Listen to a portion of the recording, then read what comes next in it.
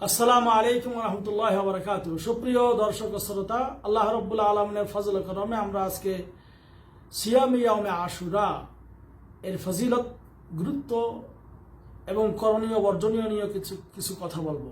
আরবি মাস একটি গুরুত্বপূর্ণ মাসের প্রথম মাস হলো মুহররম মাস। এই মুহররম মাস আরবি 12টি মাসের প্রথম মাস। এটি 4টি মহাসম্মানিত মাসের একটি, যে কথা আল্লাহ রব্বুল আলমিন কোরআনুল কারিমে উল্লেখ করেছেন যে মিনহা আরবাআতুন হুরুম, 12টি মাসের মধ্যে 4টি মাস হলো মহাসম্মানিত। তার মধ্যে একটি হলো মুহররম, জিলকাদ, জিলহজ, আর একটি হলো রজব। এই 4টি মাসের মধ্যে প্রথম মাস হলো আরবি বছরের মুহররম মাস। এই মুহররম মাসের 10 তারিখে রোজা রাখা এর ফজিলত এবং গুরুত্ব অপরিসীম। এই জন্য আরবিতে একটি কথা আছে আশুরা। আশুরা হয় মুহররম মাসের 10 তারিখে, আরবিতে বলে আশুরা। এই দিনে মূসা আলাইহিস সালাম ফিরআউনের কবল থেকে মুক্তি পেয়েছিলেন এবং সেদিন ইসলামের বিজয় সুনিশ্চিত হয়েছিল। ফিরআউন তার দলবল সহ এদিন পানিতে ডুবে মরেছিল। ইহুদিদের এদিন খতম হয়েছিল। সেজন্য এই বিজয়ের শুকরানা জ্ঞাপনার্থে মূসা আলাইহিস সালাম রোজা ছিলেন। আমাদের নবী, বিশ্বনবী মুহাম্মদুর রাসূলুল্লাহ সাল্লাল্লাহু আলাইহি ওয়াসাল্লাম যখন মক্কা থেকে মদিনায় আসলেন, তখন তিনি দেখলেন ওয়াজাদাল ইয়াহুদ ইয়াসুমুনা ইয়াউমা আশুরা। দেখলেন ইহুদিরা এই আশুরার অর্থাৎ মুহররম মাসের 10 তারিখে রোজা রাখে।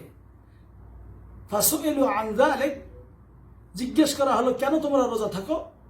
তারা বলেছিল যে এটা এমন একটি দিন যেদিন মূসা আলাইহিস সালাম ফিরআউনের কবল থেকে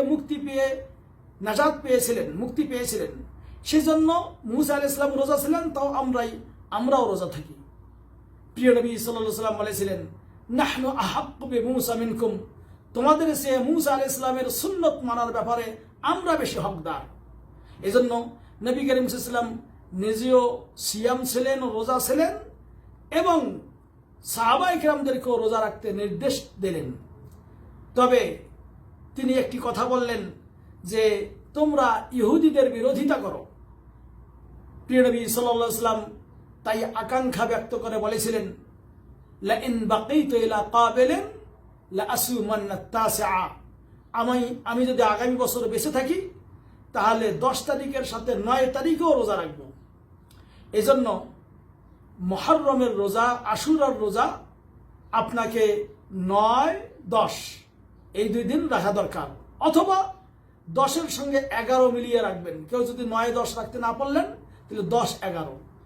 কেউ যদি 2টি না রেখে মাত্র একটি রোজা রাখেন সেটাও জায়েজ, এটা মাকরু নয়। কারণ রাসূলুল্লাহ সাল্লাল্লাহু আলাইহি ওয়াসাল্লাম কিন্তু একটি রোজাই ছিলেন। তবে তিনি আশা ব্যক্ত করেছিলেন আগামী বছর যদি বেঁচে থাকি। পরের বছর তিনি বেঁচে ছিলেন না। সম্মানিত বন্ধুগণ, এজন্য এই দিনের রোজা সম্পর্কে নবী করিম সাল্লাল্লাহু আলাইহি ওয়াসাল্লামকে জিজ্ঞেস করা হয়েছিল যে এই দিনের রোজা রাখলে ফায়দাটা কি, উপকার কি? তখন তিনি বলেছিলেন যে ইন্নী আহতাসিবু আলাল্লাহ আন ইউকাফিরা সালাতাল্লাতী ক্বাবলাহ। হ্যাঁ, আমি আল্লাহর কাছে কামনা করি যে এর বিনিময়ে আল্লাহ রাব্বুল আলামিন জীবনের পূর্বের 1 বছরের গুনাহ, অর্থাৎ বিশেষ করে সগীরা গুনাহ, এগুলি মার্জনা করে দেবেন। সহিহ মুসলিমে হাদিস বর্ণিত রয়েছে, 1982 নম্বর হাদিস।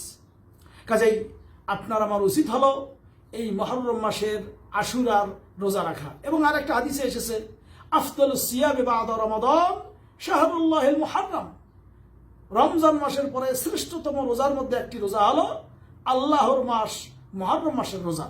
কাজেই আমরা রাখার চেষ্টা করব। আগামী এই চলতি মুহররম মাসে 9 এবং 10 তারিখ যেদিন হবে আপনার এলাকায়, আপনি অবশ্যই 9 এবং 10 তারিখে রোজা রাখার চেষ্টা করবেন, অথবা 10, 11 তারিখ। আবার কেউ যদি 9, 10, 11 রাখতে পারে, আল্লাহু আ'লাম বিসওয়াব। আরেকটি কথা, আমাদের দেশে প্রচলিত কিছু বিষয় রয়েছে যে আমরা মুহররম মাসে রোজা রাখি কারবালার কারণে। এটা ভুল ধারণা এবং এগুলো হলো বিভ্রান্তিকর। হ্যাঁ, ইসলামের ইতিহাসে কারবালার প্রান্তরে ইমাম হোসাইন রাদিয়াল্লাহু তাআলা আনহু যে শাহাদাত বরণ করেছিলেন সেই দিনটিও ছিল এই মুহররম মাসের 10 তারিখে, এবং সেটা 61 হিজরিতে। মানুষ তাই মনে করে যে আমরা রোজা রাখতেছি এই ইমাম হোসেন রাদিয়াল্লাহু তাআলা আনহুর শাহাদাত বরণের কারণে। কখনো এই আকীদা সহি নয়, বরং শিয়ারা তারা ইমাম হোসেন রাদিয়াল্লাহু তাআলা আনহুকে ফাতিমা রাদিয়াল্লাহু তাআলা আনহাকে এবং আলী রাদিয়াল্লাহু তাআলা আনহুকে তারা সম্মান দিতে দিতে এমন পর্যায়ে নিয়ে গেছে যেটা বলার অপেক্ষা রাখে না, অথচ অন্যান্য সাহাবায়ে কেরামকে তারা গালিগালাজ করে। নাউযুবিল্লাহি মিন যালিক। কখনোই তাদের এই আকীদা সহি নয়। আমরা এইগুলি পরিত্যাগ করে এই উপলক্ষে অনেকে হাই হোসেন করে, হ্যাঁ, তাজিয়া মিছিল করে, তারপর শোক র্যালি বের করে, তারপর অনেক অনেক ধরনের আচার অনুষ্ঠান করে, সুরমা লাগায়, ভালো কাপড় পরে, কালো কাপড় পরে, ইত্যাদি ইত্যাদি। এই কাজগুলি বর্জন করতে হবে এবং পালন করতে হবে। নবী করিম সাল্লাল্লাহু আলাইহি ওয়াসাল্লাম যে সুন্নত পালন করেছিলেন সেই সুন্নত অনুযায়ী রোজা রাখার চেষ্টা করতে হবে।